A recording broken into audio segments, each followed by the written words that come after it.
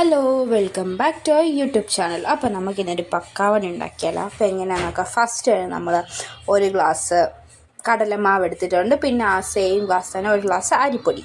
ഇങ്ങനെയായിട്ട് നമ്മൾ മെഷർമെൻറ്റ് എടുക്കേണ്ടത്.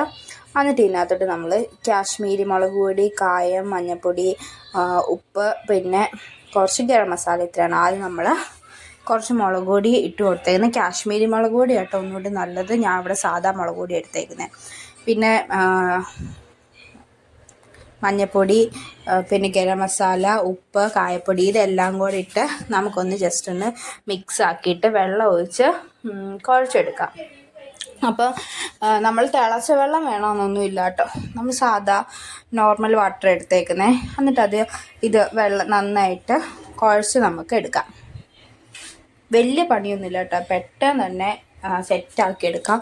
അതുപോലെ തന്നെ അടിപൊളി ടേസ്റ്റ് ആയിട്ട് കടയിൽ നിന്ന് മേടിക്കുന്നതിനേക്കാളും സൂപ്പറാണ്. ഇതാ നമ്മൾ കുഴച്ചെടുക്കുകയാണ്.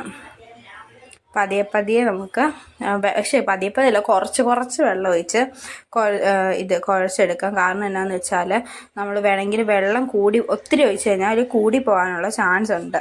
അതുകൊണ്ട് നമ്മൾ കുറച്ച് വെച്ചിട്ടാണ് കുഴച്ചെടുക്കുന്നത്.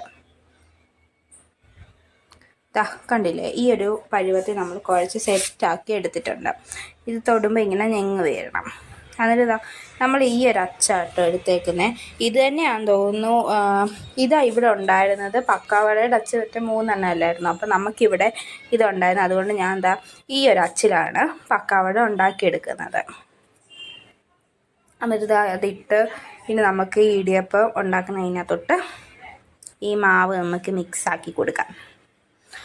പിന്നെ നമ്മുടെ യൂട്യൂബ് ചാനൽ ആരെങ്കിലും ആദ്യമായിട്ട് കാണുകയാണെങ്കിൽ സബ്സ്ക്രൈബ് ചെയ്യാൻ മറക്കല്ലേ.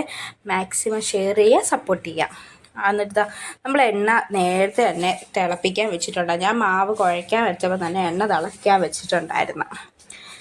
എന്നിട്ട് നമ്മൾ കുറച്ചായിട്ട് ഇട്ടിട്ട് കൊടുക്കുക ഇതിനകത്തോട്ട്. എല്ലാം ഇതേപോലെ തന്നെ ഇട്ട് സെറ്റാക്കി എടുക്കാം.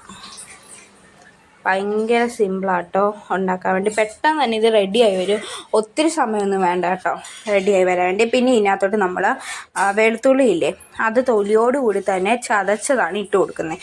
അപ്പോൾ ഇതും കൂടി ഇടുമ്പോൾ ആ ഒരു ഫ്ലേവർ കിട്ടും. അപ്പോൾ അടിപൊളിയാട്ടോ ഈ ഒരു ഫ്ലേവറും കൂടി. അപ്പോൾ ഇതും ഇട്ടിട്ടുണ്ട്. ഇനി നമുക്കിത് ജസ്റ്റ് ഒന്ന് ആ ഒരു വെളുത്തുള്ളി ഉണ്ടല്ലോ അതൊന്ന് മൂത്ത് വരുന്ന വരെ നമുക്ക് വെയിറ്റ് ചെയ്യാം.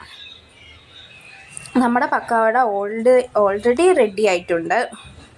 പക്ഷെ നമ്മുടെ ഇത് വെളുത്തുള്ളി സെറ്റാവണമല്ലോ. അപ്പോൾ ഇതെല്ലാം സെറ്റായി വന്നിട്ടുണ്ട്. ഇനി നമുക്കിത് കോരി മാറ്റാം.